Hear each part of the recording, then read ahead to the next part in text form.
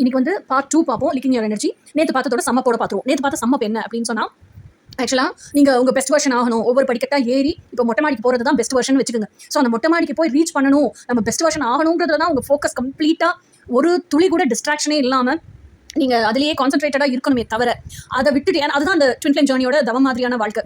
அதை விட்டுட்டு, ஆனால் நம்ம எல்லாருமே ஹியூமன்ஸ் தான், எமோஷன்ஸ் இருக்குது, எல்லாமே இருக்குது. அதை காட்டிலும் வைராகியமும் ஜாஸ்தி இருக்கணும். ஆனால் நான் என்ன சொல்கிறேன், இந்த ட்வின் ஃப்ளேம் ஜர்னி அப்படிங்கிறதுக்காக நீங்கள் லைஃப் என்ஜாய் பண்ணாமல் வாழாமல் இதெல்லாம் இருக்கவே கூடாது. அந்த வைராகியங்கிறது எப்படி இருக்கும்னா, அந்த செல்ஃப் லவ், எனக்கு பிடிச்சதை நான் எனக்கு கொடுத்துக்கிறேன். ஓகே, எனக்கு பிடிச்ச ஆணோட தான் நான் வாழ்வேன். அதுதான் எனக்கு பேரின்போம். மற்றதெல்லாம் இந்த இடையில சில்லண்டிகளாக வருது இல்லை, எனக்கு வர ஆசைகள், என்னோட கவலையை சொல்றது, குழம்புக்கு ஒரு ஆள் வேணும், நான் சாஞ்சு தூங்குறதுக்கு ஒரு மாறு வேணும், இடையில பர்மனெண்டாக எவனோ ஒருத்தன் வரான்னு வச்சுக்கோங்க, தற்காலிகம் தான் உங்களுக்கு தெரியுது. அவங்க கூட நீங்கள் பேசுறீங்க பழகுறீங்க, அப்போதைக்கு இருக்கிற அந்த இச்சையில் பேசுறீங்க பழகுறீங்க அப்படின்னாலும் இவன் நமக்கு ஃபிட் ஆக மாட்டானே உங்களுக்கே தெரியுதுன்னு வச்சுக்கோங்க. ஒரு 4 நாள் பேசி பழகினவன், இச்சைக்காக பேசி பழகிறவன், ஃபிட் ஆகலன்னு தெரிஞ்சவன் லைஃப் லாங் நம்ம கூட எப்படி வரமாட்டான்னு தெரியும். அந்த 4 நாள் வேஸ்ட் பண்ணாலும் அந்த 4 நாள் எனர்ஜி வேஸ்ட் தானே. அப்போ ஏன் உங்களோட இந்த சிற்றின்பத்தை எல்லாம் விட்டு உதறிட்டு எனக்கு பேரானந்தம் எதில் இருக்கோ அதை நோக்கி தான் நான் பயணிப்பேன் அப்படிங்கிற அந்த வைராகியம் எப்போ வரும்? செல்ஃப் லவ் இருந்தால் தான் வரும். எனக்கு வேணுங்கிறத நான் கொடுத்துக்குவேன் அப்படின்னு இருந்தால் தான் வரும். அப்போ அதை கொடுத்துக்கிற வழியில், நம்ம பயணிக்கிற பாதையில், நம்ம பயணிக்கும் போது நமக்குடையே பயணிக்கிறதுக்காக தான் கடவுள் டிவைன் மாஸ்குலைனே நமக்குள்ள படைச்சிருக்காரு. அப்போ டிவைன் மாஸ்குலைனோடய சேர்ந்து ஏற வேண்டியதான படியை, டிவைன் மாஸ்குலைனே ஏறது சொல்லி கொடுப்பான்ல, நம்மளை கூட்டிட்டு போவான்ல, நம்மளோட பெஸ்ட் வெர்ஷன் ஆக்குவான்ல. ஆனால் இதில் என்னன்னா, அந்த டிவைன் மாஸ்குலைன் கூட நமக்கு நிறைவு கிடைக்க மாட்டேங்குது. அதுதான் அங்கே பிரச்சனை.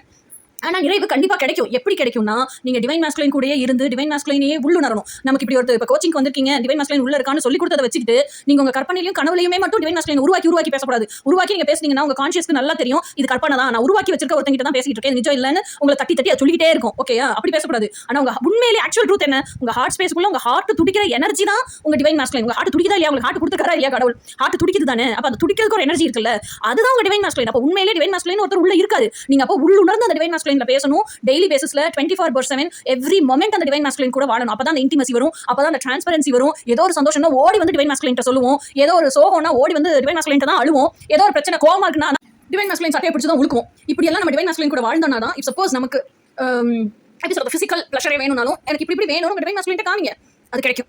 ஸோ எல்லா விதத்திலையும் உங்களை நிறைவு செய்யறது உங்க டிவைன் மாஸ்குலைனால மட்டும் தான் நிறைவு செய்ய முடியும். அது எல்லாத்தையுமே எனர்ஜியாவே உங்க டிவைன் மாஸ்குலைன் கொடுப்பாங்க. இதை எக்ஸ்பீரியன்ஸ் பண்ணிட்டீங்க, இந்த டிவைன் மாஸ்குலைனோட வாழ்ந்து பழகிட்டீங்க. டிவைன் மாஸ்குலைன் சொல்ற ரிப்ளைஸ் எல்லாம் உங்களால கேட்க முடியுது. டிவைன் மாஸ்குலைன் கைடன்ஸ் பண்றாரு, அவரோட வார்த்தைக்குள்ள, அவரோட எம்ப்ரேஷருக்குள்ள, அவரோட கடல்ஸ்லயும் ஹக்கிங்ஸ்லயும் நீங்க இருந்து வாழ்ந்து பழகிட்டீங்க. ஏன்னா டிவைன் மாஸ்குலைன் உங்க எட்டர்னல் ஹஸ்பண்ட்.